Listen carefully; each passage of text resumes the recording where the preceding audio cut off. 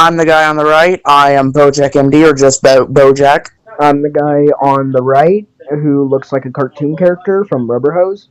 His name is Vita. And the guy in the middle, that is our mascot, Blitz. Move the Blitz. I'm sorry, I had to. Okay, so you want to explain what we're doing today?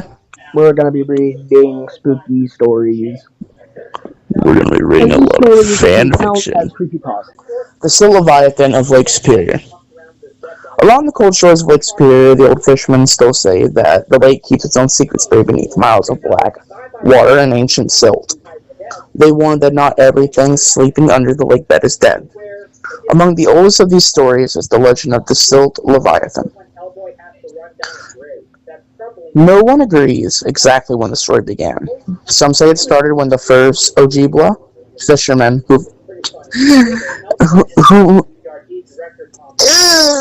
who paddled across Superior's gray waters centuries ago.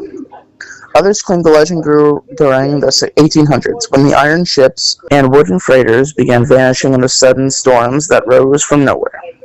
But nearly every version of the story shares the same warning.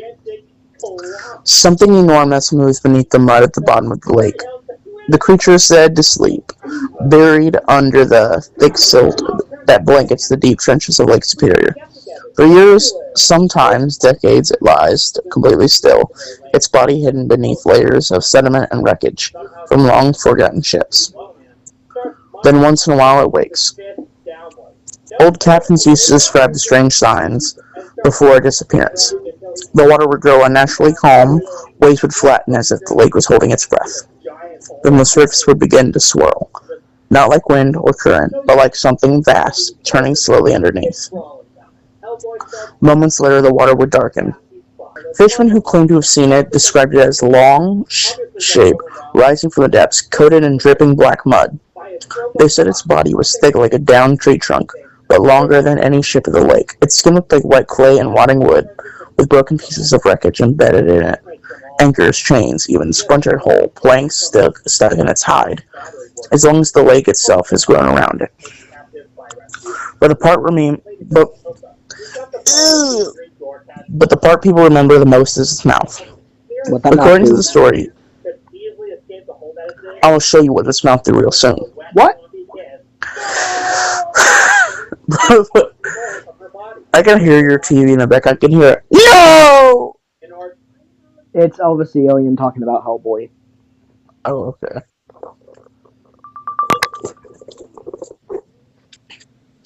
I got me a Baja Blast. This blast is so Baja. Okay. I want to leave now. What? I said I want to leave now. Do you think you have permission to leave? Yes. Okay, back to the story. But the part people remember the most is its mouth. According to the stories, the Leviathan doesn't have teeth like a normal animal. Instead, its jaw splits open into long rows of grinding plates made of hardened bone and stone. When it feeds, it drags the lake bed upward with it, swirling mud, fish, wreckage, and sometimes entire boats in one flow, crushing gold. The lake surface above it churns with thick clouds of black silt. That's where its name comes from, the Silt Leviathan. In the harbor towns along Superior's coast, old sailors used to warn young crews about certain patches of water where the lake suddenly turned murky without explanation. They said those were places where the Leviathan had recently moved beneath the lake bed, stirring up ancient sediment that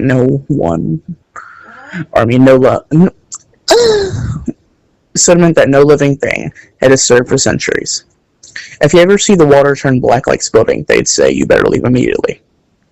Don't cast a line, don't drop an anchor, don't wait to see what caused it, just go. Some claim the creature feeds mostly on dead things that sink into the lake.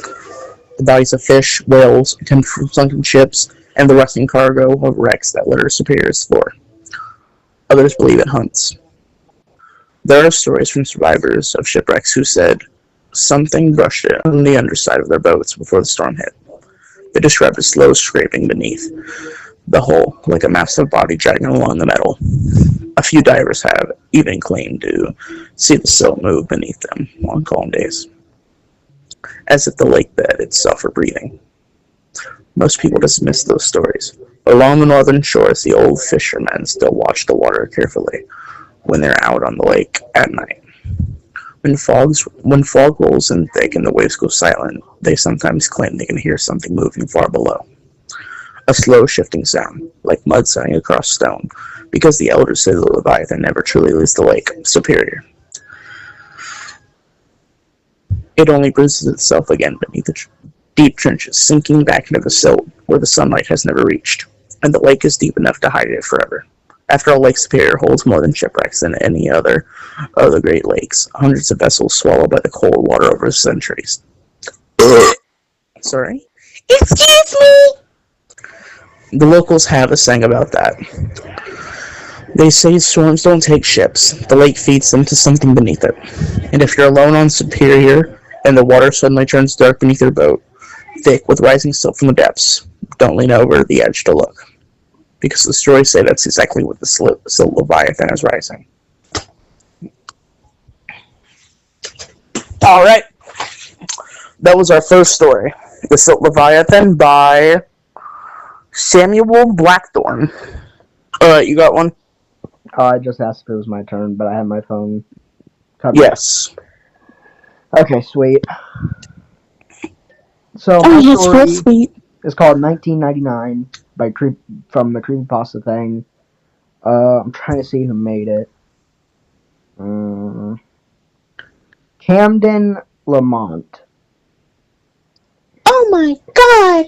I'm sorry, okay. In a cellar somewhere, standing before the camera, a man in a tatty, moth-eaten bear suit says hello to the small handful of watching children. This is a public access show, viewed by only a small number of fans. Small number that includes you. As a child, you loved Mr. Bear.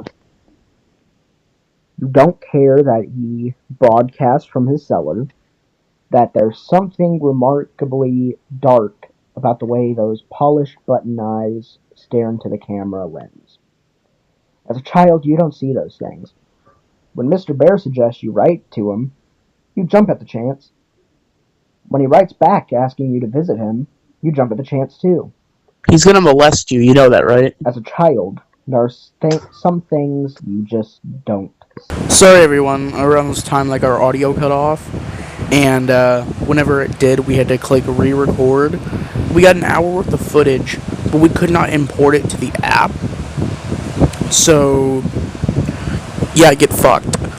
So yeah, this will just be uploaded as a mini podcast.